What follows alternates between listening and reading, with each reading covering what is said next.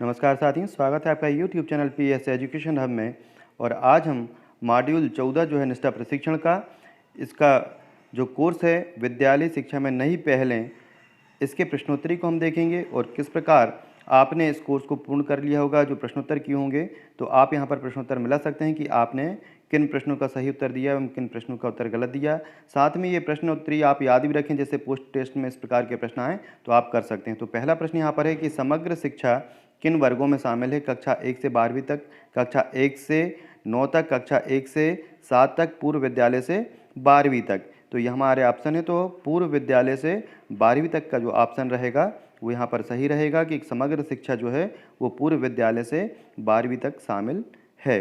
इसके बाद हम दूसरा प्रश्न देखते हैं कि निम्नलिखित में से कौन दोपहर का भोजन योजना एमडीएमएस का दृष्टिकोण नहीं? अतिथि भोजन, तिथि भोजन, विद्यालय पोषण उद्यान, खाना पकाने की प्रतियोगिता। सही उत्तर जो है वो है अतिथि भोजन। पहला ही ऑप्शन हमारा सही है। अगला प्रश्न देखेंगे कि नेशनल अचीवमेंट सर्वे की आवश्यकता क्यों होती है?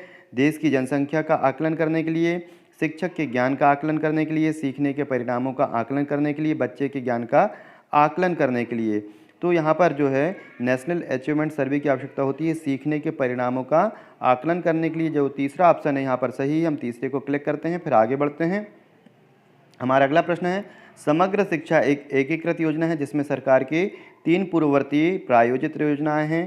पहला है सर्व शिक्षा अभियान, राष्ट्रीय मध्यम शिक्षा अभियान, मिड डे मील। दूसरा है सर्व शिक्षा अभियान, राष्ट्रीय स्वयंसेवक शिक्षा अभियान, शिक्षक शिक्षा। तीसरा है सर्व शिक्षा अभियान, राष्ट्रीय मध्यम शिक्षा अभियान, शिक्षक शिक्षा। और चौथा है सर्व शिक्षा अभियान, राष्ट्रीय स्वयं शिक्षा अभियान, मध्याह्न भोजन। तो हमारा जो तीसरा ऑप्शन जो यहाँ पर है सर्व शिक्षा अभियान, राष्ट्रीय मध्यम शिक्षा अभियान और शिक्षक शिक्षा, यहाँ तीसरे ऑप्शन को हम क्लिक करेंगे और हम ये जो तीर का निशान है इसको टिक करके आगे बढ़ेंगे। अगला प्रश्न है वर्तमान समय में डेटा एकत्रित करने के लिए सरकार द्वारा शुरू किया गया ऑनलाइन पोर्टल।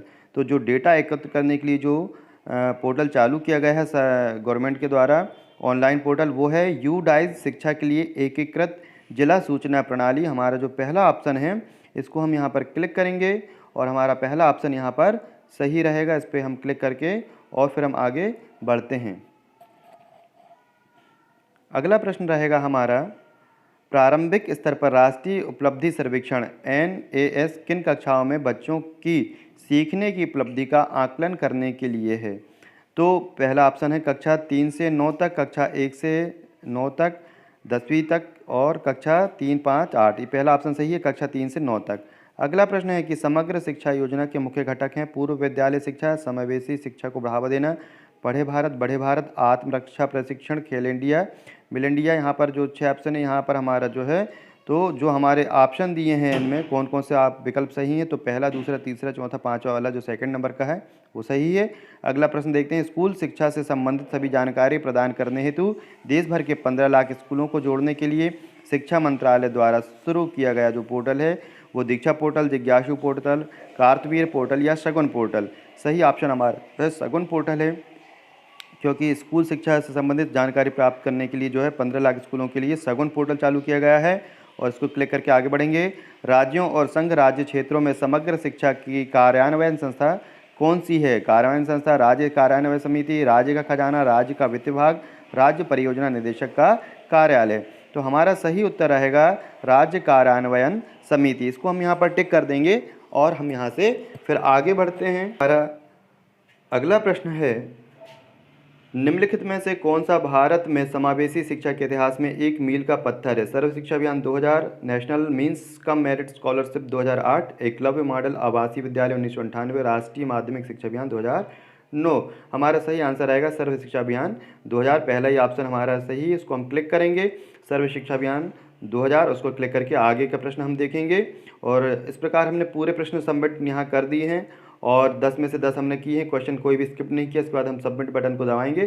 सबमिट बटन को प्रेस करने के बाद हम अपना स्कोर देखेंगे कि हमने कितने प्रश्नों का उत्तर जो है वो सही दिया है। यहाँ पर हम सबमिट बटन को जो है वो प्रेस करते हैं और हम देखते हैं कि हमने जो है कितने प्रश्न, और हमारा स्कोर जो है वो 10 बाई 10 में यहाँ मिलता है हमको।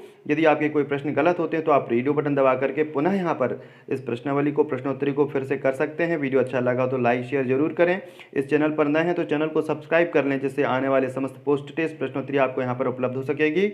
वीडियो को लाइक शेयर जरूर करें, चैनल को सब्सक्राइब जरूर करें। धन्यवाद।